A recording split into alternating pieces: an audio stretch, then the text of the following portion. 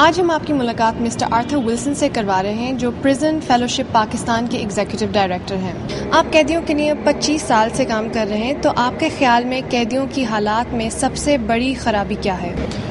جب کوئی قیدی باہر نکلتا ہے، جیل سے رہا ہوتا ہے، تو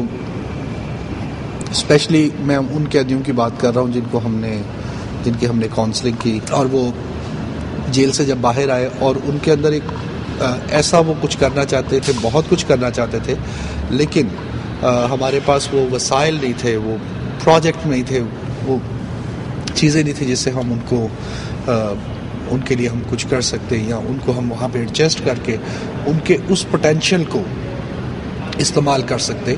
آپ کو قیدیوں کی خدمت کے لیے کس بات نے مائل کیا اور کس جذبے کے تحت آپ اس کام کو کرتے جا رہے ہیں؟ although it's a long story، لیکن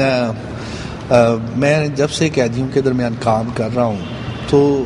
جو ٹرانسفارمیشن ہے، ان کی تبدیلی کا جو عمل ہے، جب میں اس کو دیکھتا ہوں تو میں اور زیادہ انکریج ہوتا ہوں کہ ہم اور زیادہ مل کے قیدیوں کے درمیان کام کریں، تاکہ معاشرے میں سے جو کرائم ہے وہ کرائم ریڈکشن ہو سکے، اور جو لوگ معاشرے میں بگاڑ پیدا کر رہے ہیں وہ ہم ان کو ایز بہتر ٹول کے طور پر ہم سوسائٹی میں ان کو استعمال کر سکیں. اتنے سالوں میں آپ کچھ یاد کر سکتے ہیں کہ سب سے مشکل کیس کون سا تھا؟ خاص طور پر مشکل کیسز تو بہت ہیں پاکستان میں، چونکہ ہمارے جوڈیشری کے پرابلمس ہیں، جو وکلا ہیں ان کے ایک اپنے مسائل ہیں عدالتوں میں، ایک سسٹم نہیں ہے پراپر، سارے سسٹم جو ہے وہ الجھے ہوئے ہیں. ایون کہ پریزنٹ سسٹم میں بہت ساری ریفارمیشنز کی ضرورت ہے، ان کے لا میں ریفارمیشنز کی ضرورت، اس لیے بظاہر تو ہر کیس ہی الجھا ہوا نظر آتا ہے. پہلے آپ صرف مسیحی قیدیوں کے لیے کام کرتے تھے، اور 7 سال پہلے آپ نے غیر مسیحی قیدیوں کے لیے بھی کام کرنا شروع کیا، تو آپ نے ان کا رویہ کیسے پایا؟ پرٹیکولرلی جو میجورٹی ہے ہماری مسلمس کی اگر آپ بات کریں تو مجھے کبھی ایسا برا ایکسپیرینس تو نہیں ہوا، لیکن ایسے ایکسپیرینس ضرور ہوئے ہیں کہ جو بعد میں مجھے پتہ چلے کہ کوئی مسلم قیدی تھا وہاں پہ، اس کو پتہ چلا کہ کوئی پادری آتا ہے یہاں پر، یا کوئی شخص مسیحی قیدیوں کی مدد کے لیے آتا ہے، تو اس نے تعصب کی بنیاد پہ یہ سوچا کہ میں اس کے خلاف کوئی نہ کوئی ایسا کام کروں جس کی وجہ سے اس کا آنا بند ہو جائے. لیکن جب وہ مجھے ملا، میری میٹنگز میں آیا، اس کاؤنسلنگ سیشنز میں بیٹھا، تو اس کا point of view suddenly change ہو گیا، اور پھر وہ نہ صرف بلکہ وہ اس تعصب سے باز آیا، بلکہ ہماری اس میٹنگز کا، ریگولر میٹنگز کا حصہ بن گیا. آج کل کا ماحول تو میرے خیال سے ہم سب ہی کو معلوم ہے، سلمان تاثیر کو مار دیا گیا، پھر شہباز بھٹی کو مار دیا گیا. اس ماحول میں آپ کو کس قسم کی مشکلات پیش آتی ہیں؟ جو سب سے زیادہ بری چیز ہمارے معاشرے میں ہے، جس کو میں بڑی شدت سے محسوس کرتا ہوں، وہ یہ ہے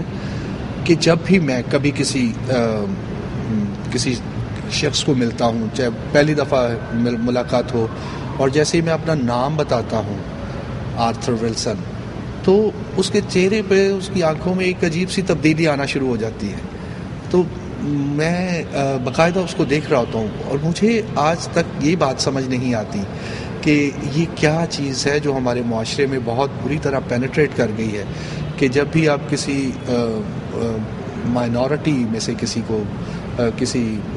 غیر مذہب کو آپ ملتے ہیں، تو پھر وہ کیا چیز ہے جو آپ کے دل میں ایک دم سے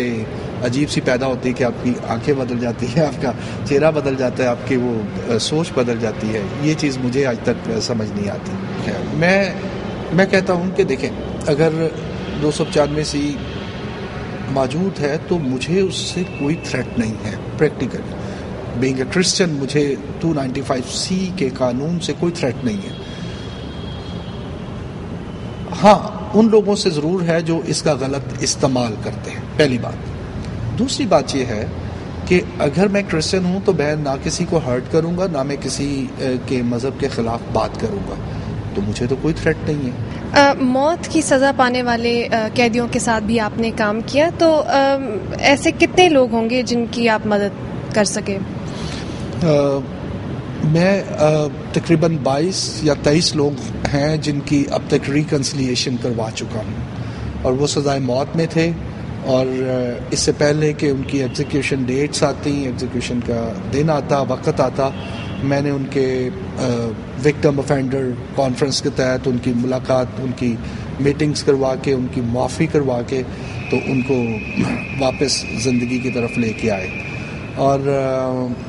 اس کے علاوہ اس وقت میں کوئی 25-30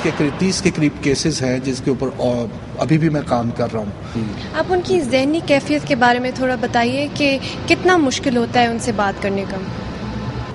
بعض اوقات میں نے سنا ہے اور میں نے دیکھا ہے کہ جب ان کی سزائے موت سیل میں ہوتے ہیں اور ان کی ایگزیکیوشن کے دن نزدیک آتے ہیں, جب ان کی سپریم کورٹ سے اپیل خارج ہو جاتی ہے, صدر کے پاس جاتی ہے, تو اسی عرصے میں وہ فالج کی وجہ سے پیرالائز ہو جاتے ہیں, ذہنی دباؤ کی وجہ سے وہ سم ٹائم اب نارمل ہو جاتے ہیں. بہت سارے مسائل ہیں ان کے لیے. کیا آپ اس نظام کو بہتر کرنے کے لیے کوئی تجاویز دے سکتے ہیں؟ اس کے لیے سب سے پہلے تو ہمیں جو ہمارا پریزن سسٹم ہے اس کو ریفارم کرنے کی ضرورت ہے. ہمیں جو ڈیٹینشن سینٹر سے کریکشنل سینٹرز کی طرف جانا پڑے گا تاکہ ہم لوگوں کو وہاں پہ ان کا ستیہ ناش نہ کریں. باہر کے ملکوں میں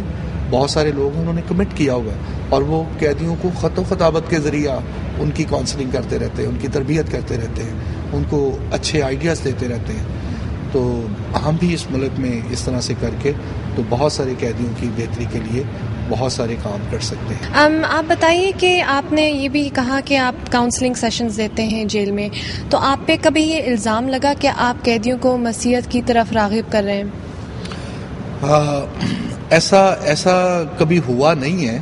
لیکن آئی ڈونٹ نو جو جیل انتظامیہ ہے وہ کہیں پہ اس چیز کا تھریٹ محسوس کرتی رہتی ہے, یا کچھ ایسے گروپس, ایسے لوگ جو شاید ہمارا وہاں پہ جانا پسند نہیں کرتے, وہ اس کو محسوس کرتے. لیکن ایسا کبھی ایسا ہوا نہیں کہ کچھ یہ خاص گروپس ہیں, خاص لوگ ہیں جو اس طرح کے تھریٹ فیل کرتے ہیں, ادروائز ہم یہ کام کرتے بھی نہیں. مسٹر آرتھر ولسن, آپ کا بہت بہت شکریہ. Thank you very much.